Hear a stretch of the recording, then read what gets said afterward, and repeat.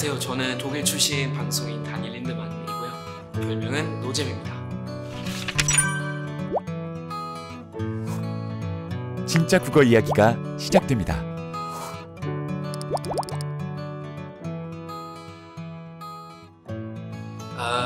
원래 학교 때는 사실 공부를 그렇게 엄청 잘하거나 그렇진 않았어요. 근데 제가 해외 생활을 시작했을 때부터 좀 새로 배우는 것에 대한 그런 열정이 많이 생겼던 것 같은데, 사실 사람이 해외 생활하면 어쩔 수 없이 생각이 활발해질 수밖에 없는 것 같아요. 왜냐면은 다른 나라에 대해서 알아보기 시작하고 그 나라를 공부하고 새로운 거 배우고, 그러다 보니까 이제 어쩔 수 없이 자기 본국하고도 같이 비교하게 되고, 그러니까 자기 본국에 대해서도 공부하고 새로 배우고, 그리고 결과적으로는 내 자신에 대해서도 계속 배우게 되는 것 같아요.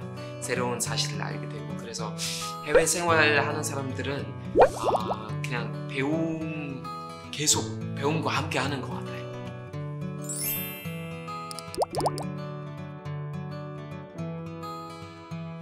네, 저는 맨 처음에는 이제 한국학 또한 동양학, 좀 크게 잡으면 동양학을 공부했었는데, 한국어를 공부하고 싶어서 그랬었어요. 근데 언어는 사실 맨 처음에는 당연히 이제 언어를 배워야 하지만, 언어를 배울 때는 언어만 공부하는 게 아니라 그 나라의 문화, 역사, 정치, 경제, 음악, 스포츠 전부 다 공부해야 어느 정도 언어도 제대로 공부하는 것 같아요. 그러니까 이거 뗄래야 뗄 수 없는 관계예요, 언어와 문화. 그래서 저는 한국말을 공부했을 때는 그냥 언어적인 요소에만 집중하진 않고, 특히 역사 또한 사회, 문화에 좀 관심을 두고 많이 공부했었던 것 같아요. 그래서 한 나라의 언어를 공부하는 사람들은 언어만 공부할 수는 없고 그러면 또 안 돼요.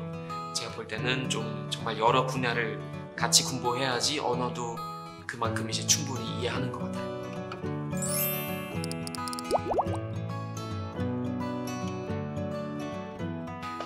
제가 이해하는 문해력은 독일에서 이런 표현이 있어요. zwischen den Zeilen lesen. 그러니까 줄 사이에 읽는다는 얘기죠.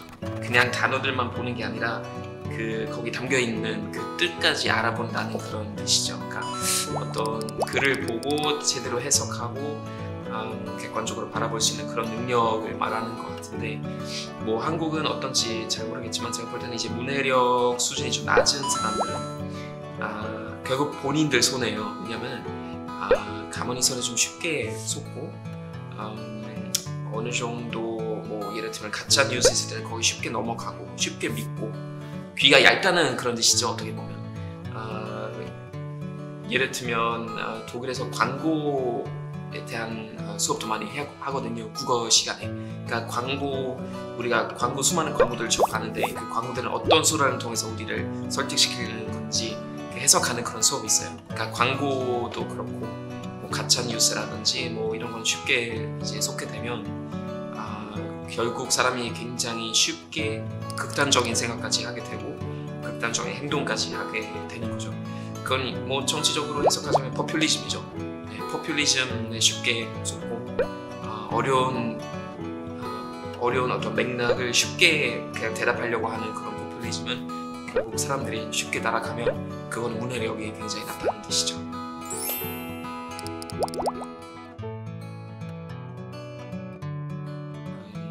저한테 굉장히 중요한 영향을 끼쳤던 그 남자 선생님이 계셨어요, 고등학교 때. 네, 그 선생님이 약간 비판적 사고 방식에 대해서 얘기 많이 하셨어요. 저는 그 선생님이 너무 멋있었던 게 첫 시간에 나와서 학생들 앞에 딱 서서 그런 말씀하셨어요.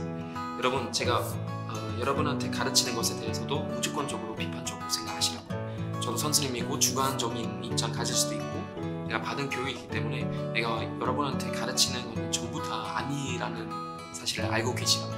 그래서 반대 의견을 가지고 있거나 반대할 수 있는 어떤 증거가 있으면 무조건적으로 그 얘기를 저한테 이제 하세요. 이런 식으로 말씀하셨어요. 그 선생님은 항상 이제 중요시했던 표현들이 있었어요. 하나는 이제 새의 시각, 날아가는 새의 시각.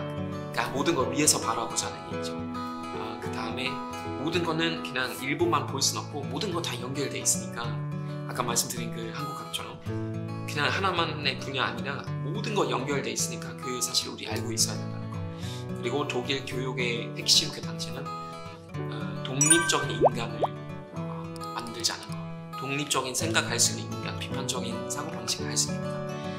근데 그거는 가만히 생각해보면 그거 저도 한국 와서 깨달았던 것 같은데 이제 강연 준비하면서 이게 진짜 우리 역사 때문에 그런 것 같아요. 확실히. 그러니까 2차 대전 때는 너무 막 진짜 그 집단주의의 위험성 그대로 보여줬고 모든 사람들이 그냥 무조건적으로 하나의 어떤 말도 안 되는 사상을 따라가는 거, 그 사상에 대해서 자세히 생각하지도 않고 비판하지도 않고 그 사상을 뿌리 잘라야 되는데 그럴 용기 있는 사람도 몇 명 안 돼서 그래서 너무나 반인류적인 그런 현상까지 이제 생겼으니까 그런 집단 심리, 집단 어떤 생각의 위험성 너무나 강하게 드러난 거죠.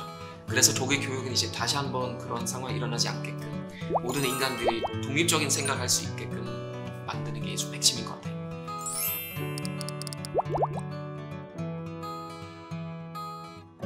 옛날에는 조선시대 과거시험 다 논술형이었대요. 그래서 보통 하나의 질문 주면 사람들이 그걸 다 이제 쓰는 거죠.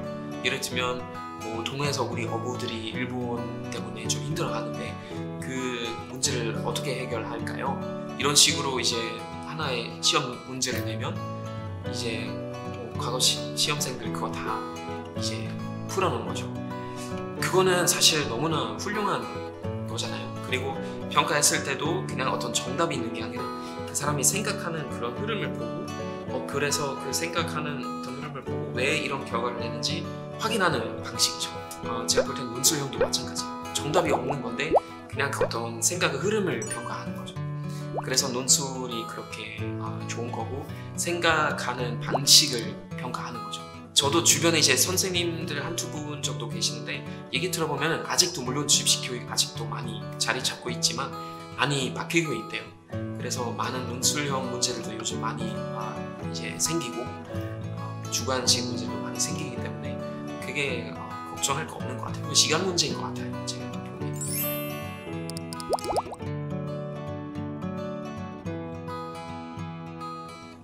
저는 인터넷으로 확인을 하는데 저는 주요 매체들만 참고하는 편이에요. 그래서 뉴스들 어떤 거 그냥 쉽게 검색하는 것보다 그냥 주요 매체 그 뉴스들 여러 가지 페이지를 통해서 그냥 확인하고 그래서 어떤 뉴스들 같은 사건들도 이제 다른 식으로 보고하기 때문에 최대한 객관적인 뉴스를 바라보려면은 사실 여러 매체를 같이 참고하는 게 좋대요.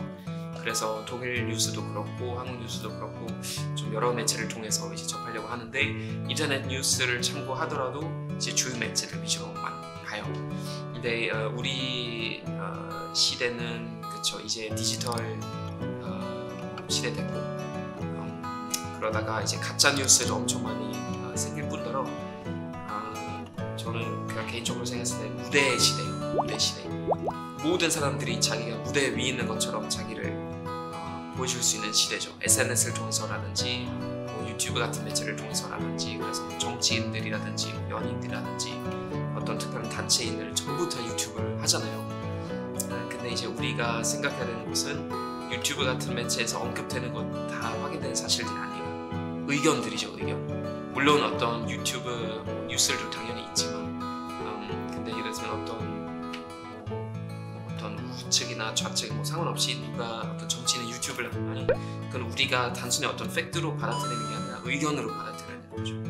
그거는 이제 판단할 수 있는 능력은 문제인 것 같아요. 이거는 정말 팩트인 건지 의견인 건지 주장인 건지 아니면 진짜 거짓말인 건지 그걸 판단할 수 있는 능력을 우리가 키워야 되는데 그거는 이제 결국 다양한 정보를 습득하고 그리고 제일 중요한 거는 당연히 출처 확인이죠. 출처 확인이 제일 중요한 부분인 것 같습니다.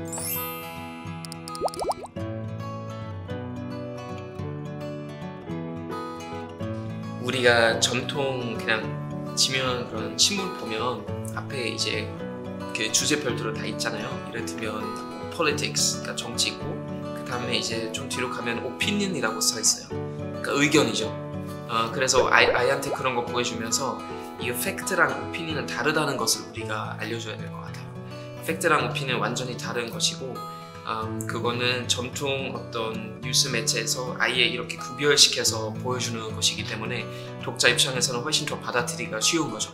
이거는 이제 그냥 그 주요 매체가 예를 들면 취재해서 어떤 중립적인 팩트를 보여주는 거고, 이거는 예를 들면 어떤 칼럼니스트가 쓴 칼럼이고 그 사람이 주장하는 오피니언이구나. 그래서 그 사람이 어떤 주장을 하면 그럼 아이랑 같이 보면서 야 그러면은 이런 주장을 했는데 그러면 그 사람이 그 주장을 어떤 식으로 보여주는지를 한번 같이 확인하자.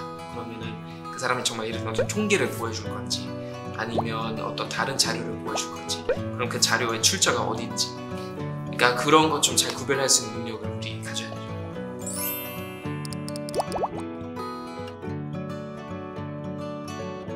결국 언어도 사람이 그 하는 생각을 표현하는 거잖아요. 그러니까 생각이 발라야 그 언어도 바른 것 같고, 그래서 결국은 한국 사람들이 옛날부터 좀 중요시했던 예절 교육이 필요한 것 같아요. 그러니까 예의라는 것 제대로 가르치고, 그리고 사람이 그거 개인적으로 파악했을 때 왜 중요한지 파악했을 때는 언어도 자연스럽게 더 약간 바른 언어가 되는 것 같아요. 제 개인적인 생각이에요. 그래서 예절 교육이 좀 중요한 것 같고, 또 하나는 확실히 책 보는 사람들은 좀 다른 것 같아요. 그러니까 물론 이제 TV로 보는 어떤 좋은 다큐멘터리도 많고 하는데 책도 무조건 다 좋은 건 또 아니고요.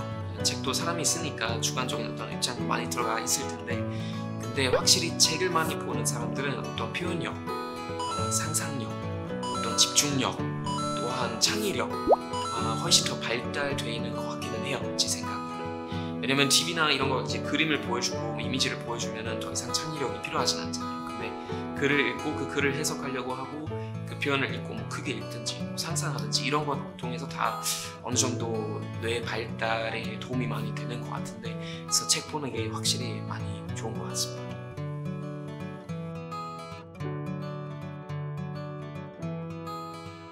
아이가 앞으로 어떤 사람 되고 싶은 것인가, 그게 참 어려운 질문인 것 같은데, 저는 정진영이라는 배우랑 같이 한번 오랫동안 어떤 프로그램 같이 했는데, 저는 그 선배님을 보면서 나중에 약간 이런 사람 되고 싶다는 생각 많이 했었어요.